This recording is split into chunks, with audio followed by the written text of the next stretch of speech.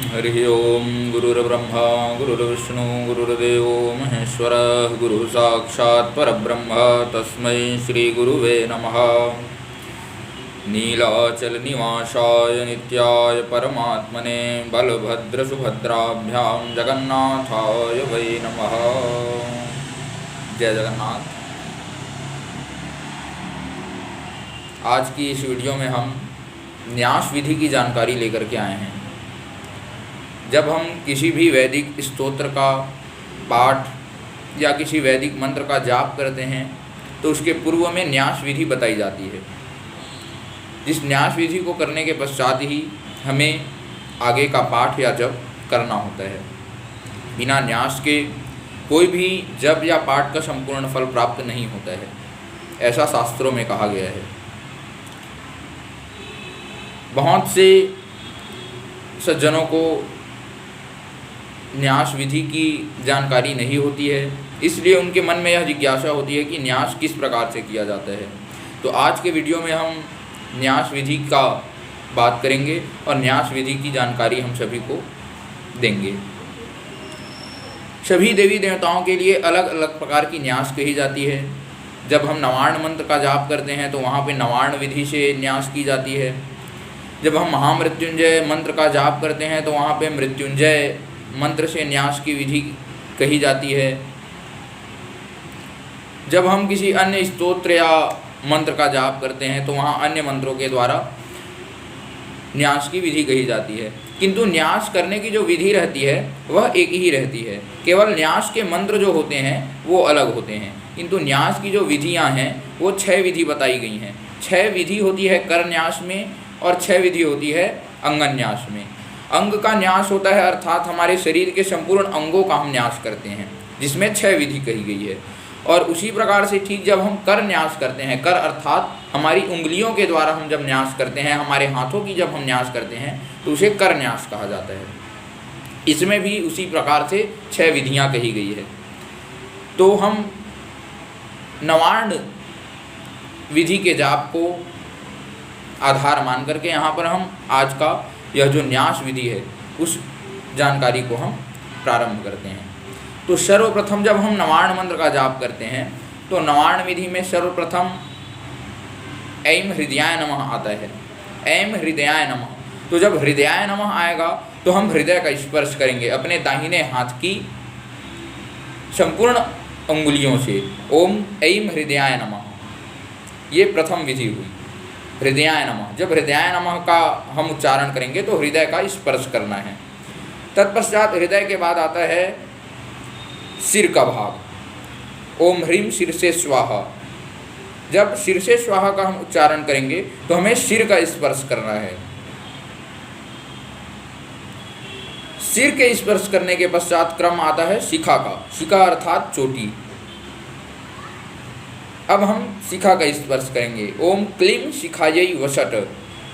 इस प्रकार से सिर के बाद हम शिखा का न्यास करेंगे। शिखा के बाद क्रम आता है कवचाय हुम का। तो जब कवचाय हुम का हम उच्चारण करेंगे तो यह क्रम होगा। हमारे दोनों हाथ हमारे दोनों भुजाओं पर होंगी। कवचाय हुम, यह चौथा क्रम होता है न्यास का। जब हम कवचाय हुम कहेंगे तो हमारा दोनों हाथ दोनों भुजाओं को स्पर्श करेगा। यह न्यास का चौथा क्रम होता है। इसके पश्चात 5वां क्रम में कवचाय हुम के बाद आता है नेत्र का। जब हम विच्चे का उच्चारण करेंगे तो हमारा दोनों यह तर्जनी और अनामिका, यह दोनों हमारी अंगुलियां हमारे नेत्रों को स्पर्श करेंगी। ओम विच्चे नेत्रत्रयाय वषट। इस प्रकार से यह न्यास का 5वां क्रम है।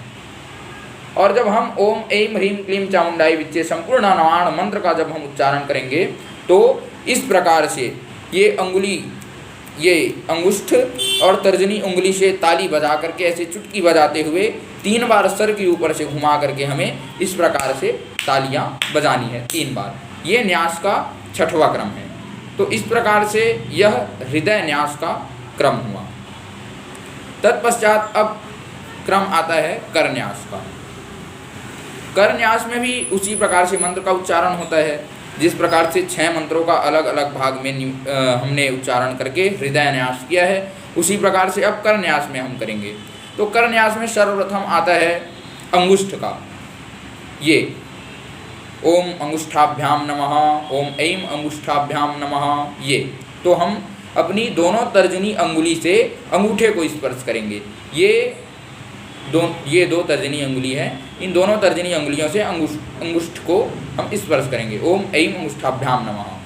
तत्पश्चात प्रथम क्रम हुआ। अब दूसरे क्रम में हम अपने दोनों अंगूठे को से अपने दोनों तर्जनी अंगुली को स्पर्श करेंगे। ओम ह्रीं तर्जनीभ्याम नमः। ये अब दोनों अंगूठे से हम तर्जनी अंगुली को स्पर्श करेंगे। ये दूसरा क्रम हुआ। अब तीसरे क्रम में अनामिका का क्रम आएगा। ओम क्लीं अनामिकाभ्याम नमः। अब जब अनामिका का क्रम आएगा तो हमें दोनों अंगूठे से अपने अनामिका अंगुली को स्पर्श करना है, कुछ इस तरह से। तो ये न्यास का यह तीसरा क्रम हुआ। अब यह तीसरे क्रम के पश्चात हमें चौथे क्रम में आना है। ये चामुंडाई का उच्चारण करते हुए हमें अपने दोनों अंगूठे से अपने अनामिका उंगली को स्पर्श करना है। सर्वप्रथम अंगूठा, फिर तर्जनी, फिर मध्यमा और फिर अभी अनामिका। तो ये चौथे क्रम में हमें अपने अनामिका उंगली को स्पर्श करना है। ओम अनामिकाभ्याम नमः। ये न्यास का 4 क्रम हुआ। अब 4 क्रम के पश्चात 5वें क्रम में हमें अपनी कनिष्ठिका उंगली को स्पर्श करनी है। ओम विच्चे कनिष्ठिकाभ्याम नमः। ये न्यास का 5 क्रम हुआ। 5 क्रम के पश्चात संपूर्ण मंत्र का उच्चारण करते हुए ओम ऐं ह्रीं क्लीं चामुंडाई विच्चे अस्त्राय फट। इस प्रकार से हमारे दोनों हाथों को हम सीधा करके दोनों भागों की ओर परस्पर हम इसको मिलाते हुए इस प्रकार से अपने हाथ को ऐसे पलट देंगे। ये भाग एक बार मैं और बता सकता हूँ। ओम करतल कर पृष्ठाभ्याम नमः। ये करन्यास का 6वां क्रम हुआ और इस प्रकार से अंगन्यास और करन्यास संपूर्ण हुआ। तो आशा करते हैं कि आप सभी लोगों को, सभी देखने वालों को यह न्यास विधि आसानी से समझ आ गई होगी और जिसका प्रयोग करते हुए आप सभी अपने अपने दैनिक पाठ और जाप का इसके माध्यम से आप निर्वहन करेंगे। जय जगन्नाथ।